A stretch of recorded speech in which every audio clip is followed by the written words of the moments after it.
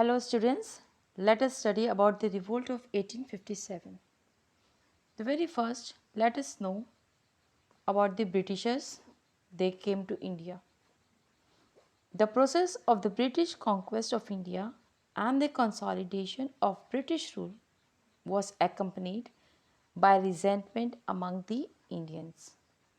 The popular discontent and hatred against the East India Company's administrations and foreign rule gained strength. The discontent burst forth into a mighty popular revolt in 1857. Though it started as the Mutiny of Sepoys at Meerut on 10th May 1857, the revolt soon engulfed the whole of North India and shook the foundation of the British rule in India. But it was not the first such revolt. From time to time, different groups of Indians, like the farmers, the tribal groups, and the soldiers, had risen in revolt against their ruthless operations by the British. But unlike the 1857 revolt, most of these uprisings were localized and were easily suppressed by the British. Now let us study about the causes of the revolt. The very first, political causes. The doctrine of lapse had caused Indian territories to be annexed by the English, and this angered the Indians. Disrespect shown to Mughal Emperor Bahadur Shah Zafar was intolerable for the Indians. Ill treatment of Nana Sahib and Rani Lakshmi of Jhansi, annexation of Audh,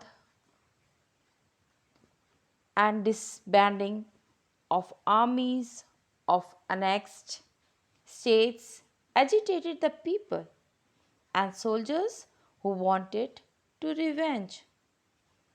Other princes were suspicious of the English and had observed how the Indians were ill treated. Their arrogance and insults made the princes angry. They wanted to get rid of the English. Now, let us have a look on the social and religious causes. The English adopted forceful and violent methods to spread Christianity. They wanted, they insulted Islam and Hinduism. When the English abolished sati, the Hindus saw this as an interference in their religious affairs. The Brahmins and the Maulvis were upset when Western culture was introduced and their role and influence in society declined. Fear and suspicion was aroused by the introduction of telegraphs and railways. Tax levied on religious sites and the insulting attitude of the English added fuel to fire. Unrest and discontent was rising in the hearts of the Indians. We have learned about the political, social, and religious causes, but among these, economic causes was the major cause.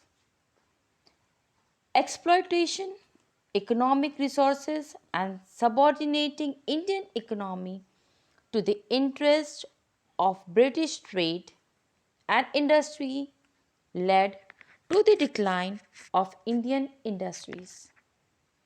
Handicrafts and artisans were not cared for and they collapsed.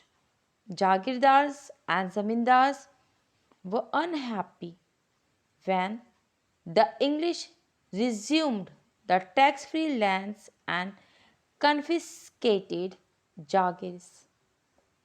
The annexation of Awadh and disbanding of its army made the soldiers angry, and the zamindars and talukdars were disturbed when their lands were annexed.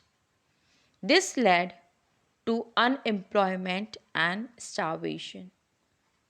Soon, the educated Indians were jobless too, as only the English got high posts and good salaries. Lack of attention to trade and industries led to their decline. Poverty and famine were common. All this turned the people against the English. Now,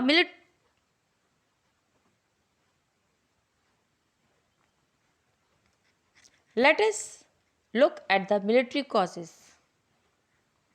Indian sepoys had aided the British in setting up their empire in India, but they never got their due. They were ill paid and ill treated. The General Service Enlistment Act forced Indian sepoys to be sent to fight even on an overseas front. The sepoys opposed this act.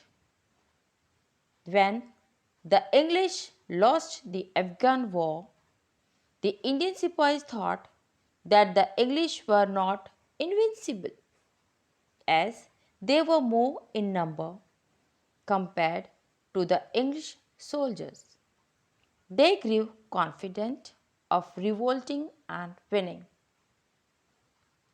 As the English soldier went to fight the Crimean War, they were less in number and weak in British Indian Army.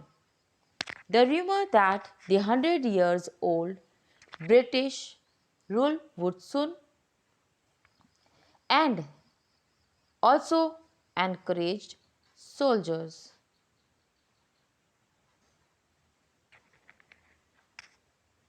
The immediate cause that led to the revolt, that was the greased cartridges. The Enfield rifle, introduced in the army, used greased cartridges. A rumor spread that cow and pig fat was used to grease the cartridges. This angered the Hindu as well as the Muslim sepoys. Mangal Pandey in Barakpur, Bengal, refused to use the greased cartridges on 29th March 1857. He killed two English officers.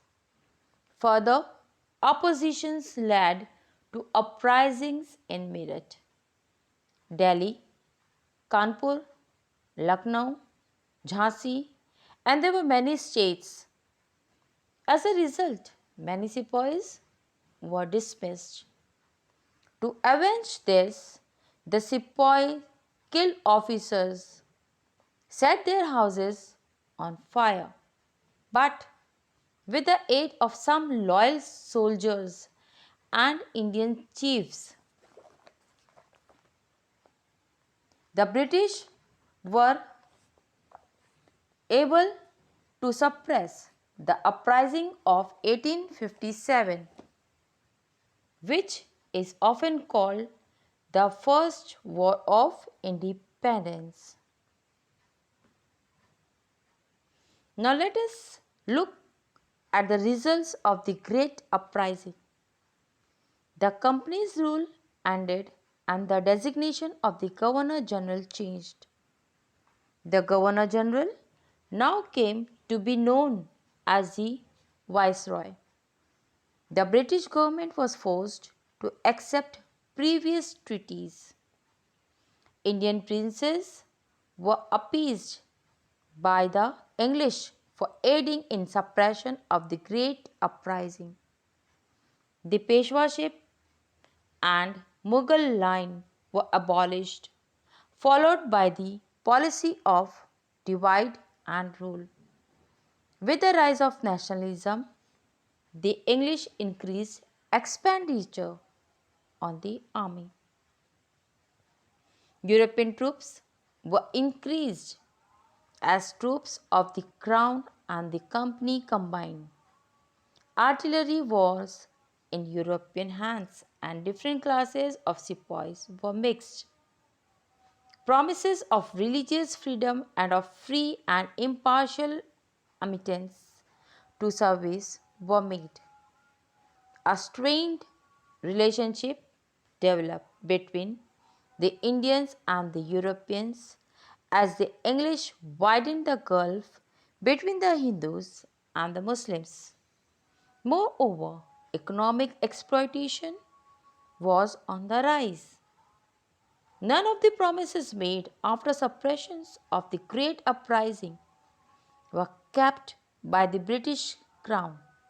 The nature of British imperialism underwent little change after it passed from the company to the crown.